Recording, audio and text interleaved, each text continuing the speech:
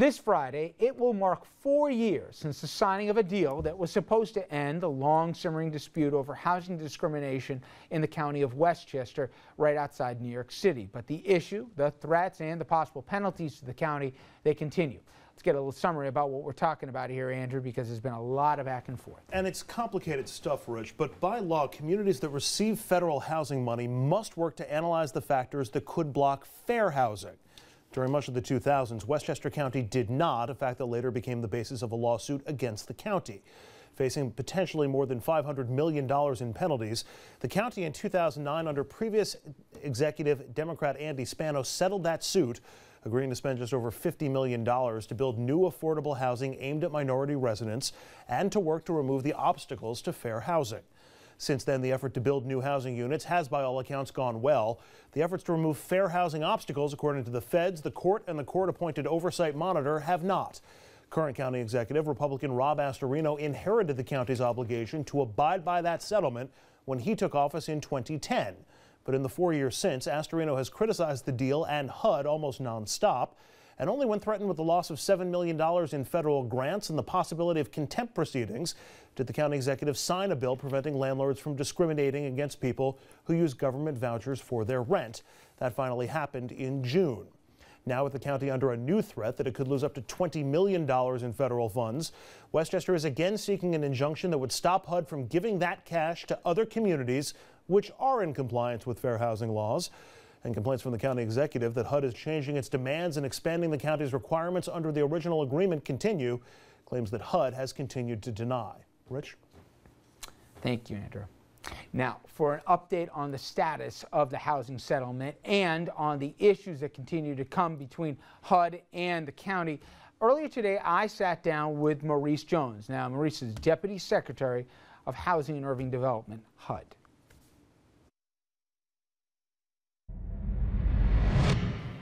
When we talk about this issue with residents, and it's been going on now for 4 years, there is a combination of confusion, a combination of that there's a denseness to the subject, so they'll either throw their hands up, and then there is, if not resignation, there's a question that I get often is, why should I care? I'm already living in this county. I have nothing to do with this suit. Why should this matter to me? How would you answer people the general question of, why should I care? Yep, it's a great question. And what I would tell them very simply is what this is ultimately about is cultivating and maintaining a county where firefighters, teachers, emergency responders, and others can afford to live, can have fair choices as places to live. And so why you should care is you should care whether you can continue as a county to attract high-quality teachers, to attract high-quality firemen, to attract high-quality emergency responders. They will need places to come to live. And that's what this is ultimately about. Can you give us a status check if we're any closer than we were 4 years ago? Because this thing seems to be going on and on and on. Yeah. So let me start. There's good news and then there's not so good news. Good news is we are closer than we were 4 years ago, right? So there are sort of three big pieces to the agreement that we in the county and the monitor all agreed we would pursue. One was that that the county would construct about 750 units in places where affordable units are needed. The county's making progress on that. They're supposed to construct those by 2016, I believe. They've got milestones to hit in each year. They're actually making progress on that. So that's good news, right? And we want that to continue, and we commend the county for the work there. The second piece is we wanted the county to, and we agreed, again, both of us, that the county would pass what's called source of income legislation, which would get at this, this risk and this reality of people discriminating against folks because they're paying for rent in part or in whole with vouchers, for example. Well, 4 years later, right, in June of this year, that legislation was finally passed by the County Board of Legislators and signed by the county executive. Even though he had threatened to veto it, but he went along. Right. Was vetoed. Yep. He did veto the first round, right? But so we're there. Should it have taken 4 years? No, right? We agreed to this 4 years ago. The remaining piece is what the county and HUD in particular are going back and forth on, and that is the county agreed and we agreed that the county would do a serious analysis of impediments to fair housing choice, right? Yep. That's the unfinished business. I want to give you a chance to respond to what the county executive has said in the same chair you're sitting on and elsewhere. The broader point that he has made over and over again in the last 4 years is that your agency sitting there in Washington, this isn't about 750 units. What you guys really want to do is socially engineer Westchester. You want to change the makeup of the county, and that at the end is the real issue here, not the number of homes and not the source of income. It's that you guys want to have a different shade of color here for the county. I'm sure you've heard this in many ways, shapes, and forms. What's your reaction? I have heard that. It's not true. What we want to be is a partner with the county in pursuing fair housing choice for its residents, right?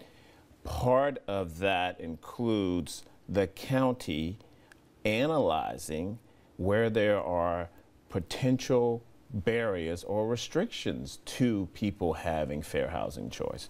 So what the county has been asked to do, and by the way, this is a requirement of every municipality in the country that gets our money, right? This is not something we made up for Westchester. This isn't a Westchester special. This is what you have to do to get this money and to keep getting this money. We are asking them to do something very simple here. Look at the zoning ordinances. If there are ordinances, for example, that prohibit multifamily homes being developed, if there are ordinances that prohibit sewer systems being in places that are needed for the development of multifamily housing units, then tell me how you're going to work with that municipality to overcome that barrier. Now, Mr. Astorino has said, see, Maurice, he's moving the goalposts on me. That is his exact quote here. He's going beyond the four corners of the agreement here. He told us build the housing, we're building the housing. Now he's putting on these additional unfair restrictions here and caveats that we have to hit to be eligible for the funding. Are you moving the goalposts on the county? Unequivocally, no. The analysis of impediment requirement is right in the consent agreement we signed in 2009. Source of income legislation is right in the consent agreement we signed in 2009, and the 750 units are there.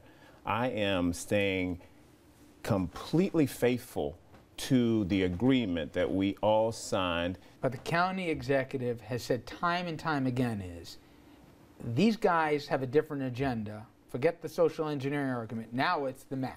It's not 750 units. You guys want to have the county on the hook for 10,000 units, probably $1 billion price tag. Is this real? Not true. I've heard this argument as well. Here's the irony. The 10,000 plus units that people throw out is extracted from the county's analysis of regional affordable housing needs. A study they commissioned from that they commissioned. That, in addition to that they submitted to us back when we originally started this journey, and they've submitted it to the monitor.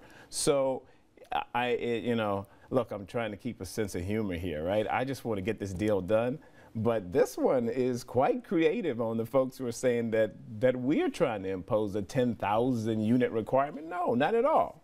We are saying, here's the deal. We got unfinished business to do. Let's get the business done.